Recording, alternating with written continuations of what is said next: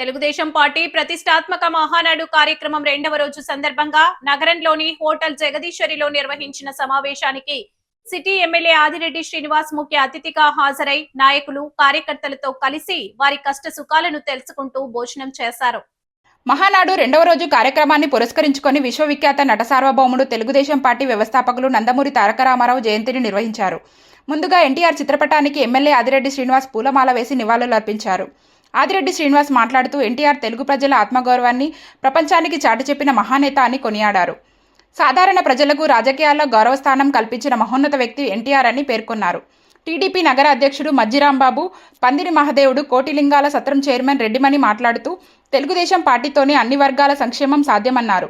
ఎన్టీఆర్కు భారతరత్న ఇవ్వాలని మహానాడులో చంద్రబాబు తీర్మానం ప్రవేశపెట్టడం పట్ల హర్షం వ్యక్తం చేశారు.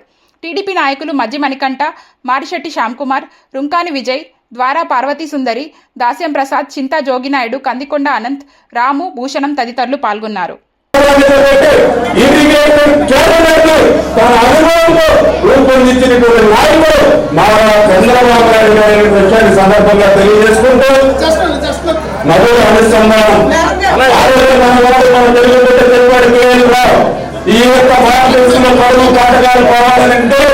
ఏదైనా పార్టీ అని అంటే ప్రాంతీయ పార్టీల్లో తెలుగుదేశం పార్టీ సాంకేతిక పరిజ్ఞానాన్ని అనుసంధానం చేసుకుంటున్నాం.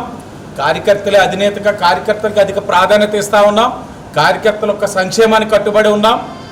పరిపాలనలో కూడా ఎక్కడికక్కడ అభివృద్ధి కార్యక్రమాలు చేసుకుంటూ వెళ్తా ఉన్నాం.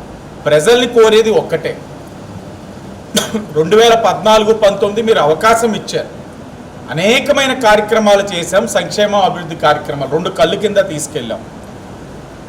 మీరు 2019లో ఒకడు వచ్చాడు, లేనిపోని హామీలు ఇస్తే ఏమిస్తాడని చెప్పి చూశారు. 5 సంవత్సరాలు రాష్ట్రం మరొక 20 సంవత్సరాలు వెనక్కిపోయింది. విధ్వంసకరమైన పరిపాలన, ఎక్కడికక్కడ దాడులు, దౌర్జన్యాలు, మాట్లాడే స్వేచ్ఛ లేని పరిస్థితులు.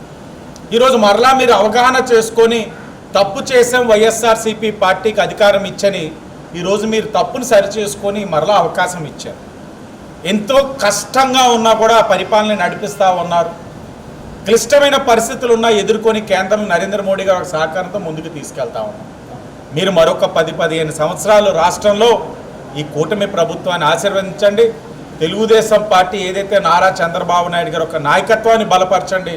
తప్పకుండా ఈ రాష్ట్రంలో ఉన్న అన్ని సమస్యల్ని అధిగమిస్తూ సంక్షేమాలన్నీ కూడా ఏదైతే మాటిచ్చున్నామో అమలు చేస్తామని కూడా ఈ సందర్భంగా ప్రజలకి తెలియచేసుకుంటూ ఈరోజు రెండో రోజు కార్యక్రమం మహానాడులో భాగంగా రాజమండ్రి నియోజకవర్గం అర్బన్ నియోజకవర్గంలో జగదీశ్వర రోడ్లలో చేయడం జరుగుతుంది. ఏదైతే 29, 30, 31, 32, 33, 6 ఈ 6 వార్డులు కలిపి ఇక్కడ నా క్లస్టర్ ఇన్ఛార్జి ఆధ్వర్యంలో పెట్టడం జరిగింది. సుమారు 550 మంది హాజరు కావడం జరిగింది. నిన్న రౌతాదాల కళ్యాణ మండపంలో కూడా బ్రహ్మాండంగా కొనసాగింది.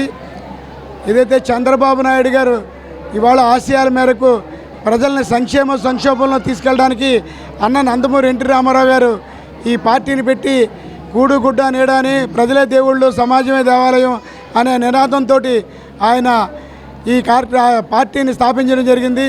మహానుభావుడు ఆయన 1982లో స్థాపించి ఇప్పుడు 44గా మహానాడు జరుపుకోవడం జరుగుతుంది. గతంలో అన్ని నియోజకవర్గాలు కలిపి ఏదో ఒక నియోజకవర్గంలో పెట్టి చేయడం జరిగింది. అలాగే ఈసారి కూడా నెల్లూరులో పెట్టడం జరిగింది.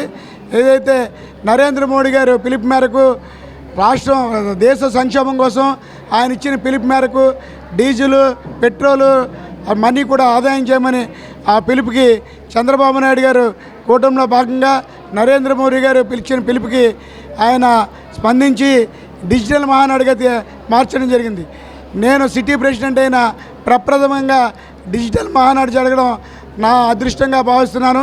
ఇవాళ సుమారు 11 ప్లేసుల్లో 12 క్లస్టర్లకి ఈ కార్యక్రమం తలపెట్టడం జరిగింది.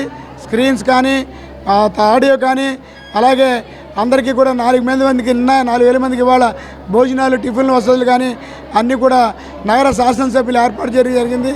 ఎక్కడ ఏ ఇబ్బంది లేకుండా నేను జరిగింది. ఈరోజు కూడా అలాగే కొనసాగుతుంది.